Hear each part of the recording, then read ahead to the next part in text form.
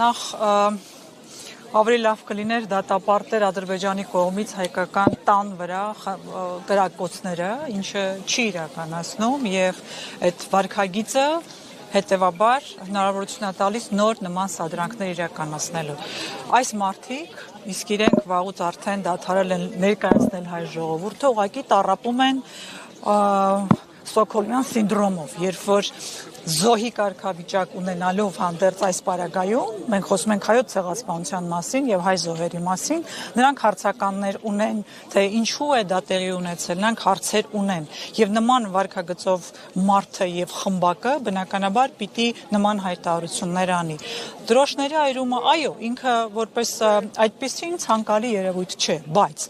մենք չենք հասկանում ինչի մասին է խոսքը, մենք գիտենք, չէ, որ տեղի ունեցել ցեղասպանություն, դարել է մի երկիր պետություն, որը մինչ այսօր չի ճանաչել, չի ընդունում եւ չի դատապարտել։ Եվ դա ակցիա է, որ մարդիկ իրականացնում են որպես բողոք այդ ամենի անարդարության։ Այսինքն կարծում եք Նիկոլ Փաշինյանը պետք է սրան չարձագանքեր եւ ուրիշ,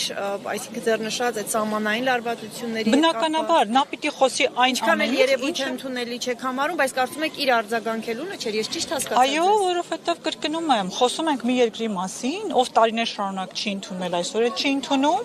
եւ ինքն էլ Նիկոլ Փաշինյանը իր հերթին սպասարկում է այդ օրակարգը հարցեր տալով։ Հետեւաբար իրենից դա լսելը զարմանալի չէ, այն որ նա դրա փոխարեն պիտի խոսի ադրբեջանական ագրեսիայի մասին եւ Արցախում էթնիկ զտման մասին, որը նաեւ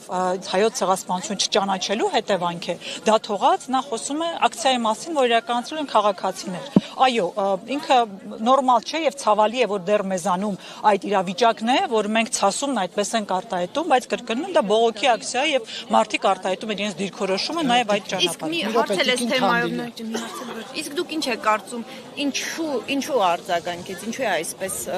զայրացրեց եւ որոշեց արձագանքել այդ թեման։ Ասում եմ, նրանց համար սա արդեն Ստոկհոլմյան սինդրոմի է վերածվել։ Նրանք փոխարեն արդեն սկսել են հավանել իրենց նկատմամբ ագրեսիա կիրառողին, Թուրքիային եւ Ադրբեջանին։ Գիտեք, մեկ բան է ունենալ բարիդրացիական հարաբերություններ, բանակցել, քննարկումներ ունենալ, մեկ այլ բան է նվաստանալ եւ փորձել ցույց տալ, որ բաներ, որոնք տեղի ունեցել, տեղի չեն ունեցել, զուտ նրա համար, որ բարեհաճ լինես այդ ագրեսորի հանդեպ։ Դա նորմալ վարքագիծ չէ, անարժանապատիվ է ու հենց այդ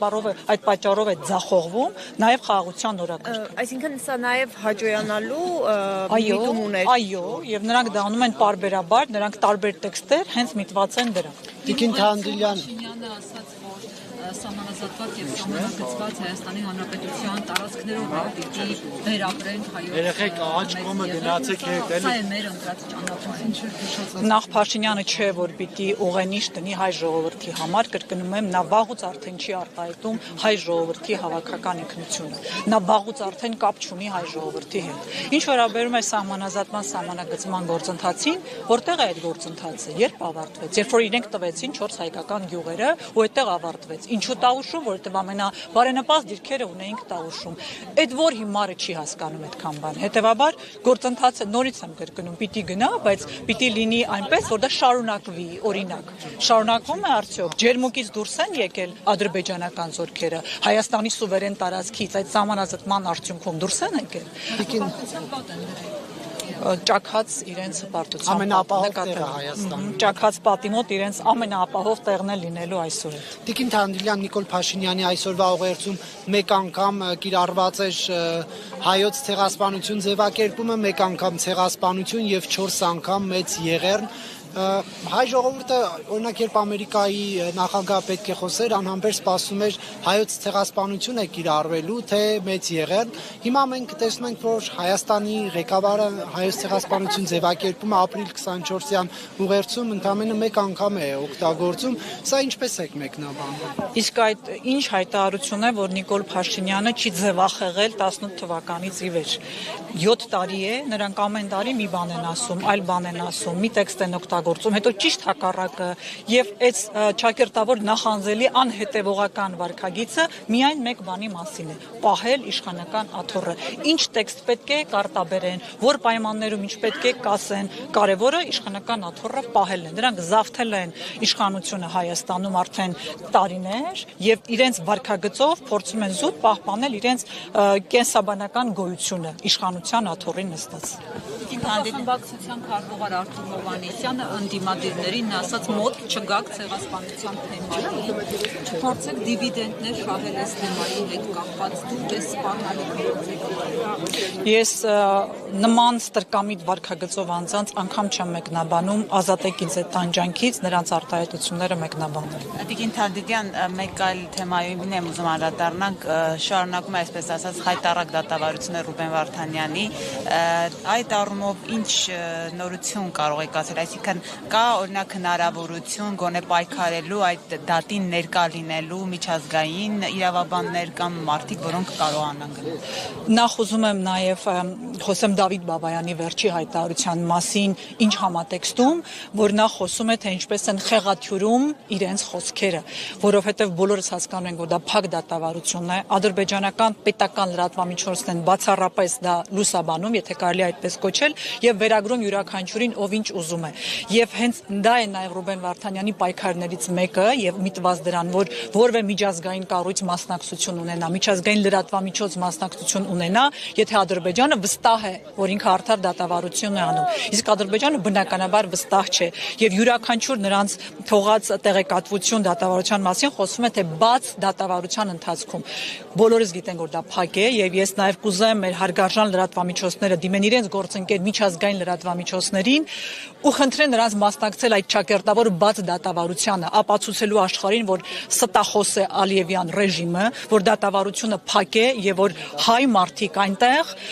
դատապարտվում են հայ ժողովրդի ինքնորոշման իրավունքի համար պայքարած լինելու պատճառով։ Ինչ վերաբերում է Ռուբեն Վարդանյանի դատավարությանը եւ այնտեղի տրված ցուցմունքներին, դուք լսում եք անհեթեթություն։ Ականները պայթել են Ռուբեն Վարդանին տեղադրած ականներից են պայթել։ Ուզում եմ հասկանալ այդ անուն ազգանուններ գրած այդ ականները ոնց են որոշել ում տեղադրածն է այն դեպքում, երբ Ռուբեն Վարդանյանը երբեք ու որևէ ձևաչափով առնչություն չի ունեցել ռազմական գործողություններին։ Հարգանք բոլոր նրանց, ովքեր ունեցել են առնչություն, բայց Ռուբեն Վարդանյանը առնվազն այն մարդն է, որ անգամ 3 ամիս այդտեղ գործունեություն ծավալելուց զուտ մարդակենտրոն ոլորտներ է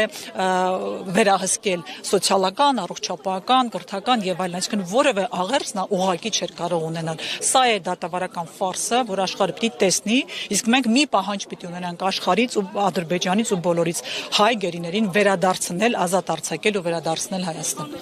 Գործողությունները այս հարցի հետ կապված ինչպես է գնահատում, իրենք ասում են մենք նոր ենք գործում եւ սա այն թեմաներ է, որ պետք է անընդհատ խորհրդանշենք։ Դուք երևի ուզում եք ասել անգործությունը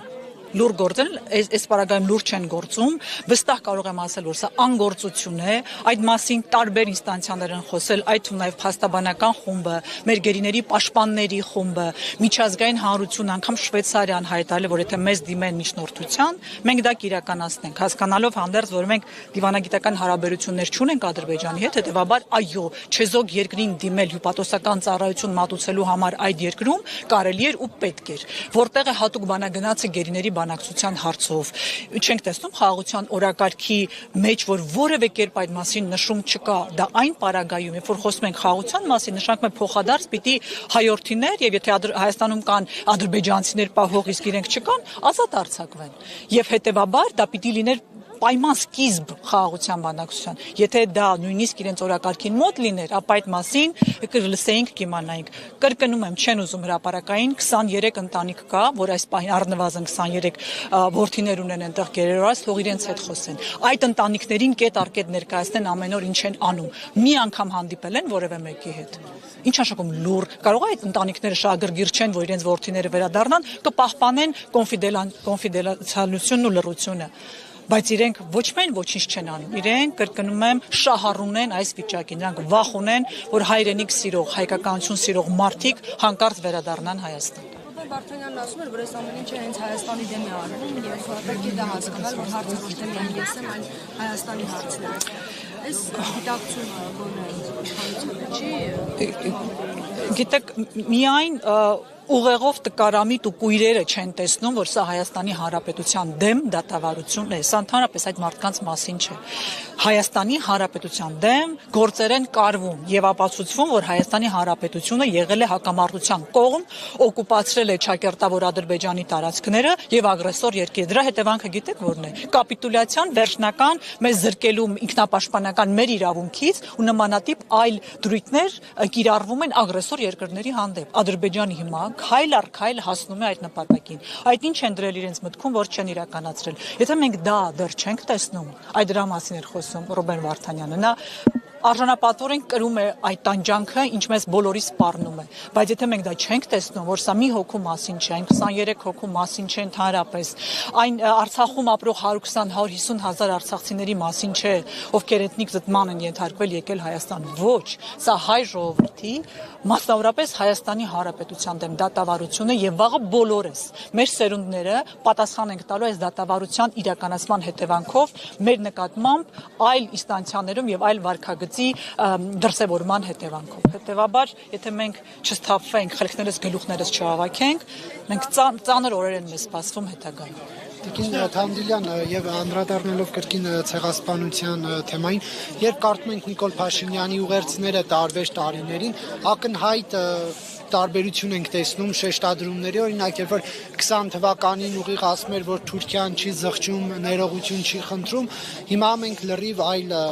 կոնտեքստ ենք տեսնում, չկա ընդհանրապես պահանջ Թուրքիային, սա ձեզ ինչով է պայմանավորված։ Անգամ դատարանից հետո 21 թվականին, երբ որ ՔՊ խմբակը մասնակցում էր ընտրությունների, իրենց ծրագրում դեռևս խոսվում էր Արցախի ինքնորոշման իրավունքի մասին եւ Արցախի պաշտպանության, տարածքների ազատագրման։ Ոչինչ չէր փոխվել դրանից ոչ կպադրազմից հետո ենք խոսում, չեմ ասում դրանից առաջ արած հայտարարությունների մասին։ Նրանք օր առ օր նահանջում են, նվաստանում են, հետ են քաշում հայկական պահանջատիրությունը, դրանով հնարավորություն տալով ագրեսիայի շարունակությանը։ Սա դրա մասին է եւ նորից եմ ուզում ասել, նա ամեն բառ, ինչ բառի կարիք կա, պատրաստ է օգտագործել։ Դրա համար ընդհանրապես բառերը նշանակություն չունեն։ Խոսքը, խոստումը նշանակություն չունի։ Դա անհնարին է նրան այլևս հետևել եւ ամոթ չզգալ, որ այդ անձը աշխարհում ներկայացնում է Հայաստանի Հանրապետությունը։ Եթե դեռ չենք ամաչում այդ փաստից, ուրեմն մենք լրիվ կորցրել ենք մեր ինքնասիրությունն արժանապատվության զգացում։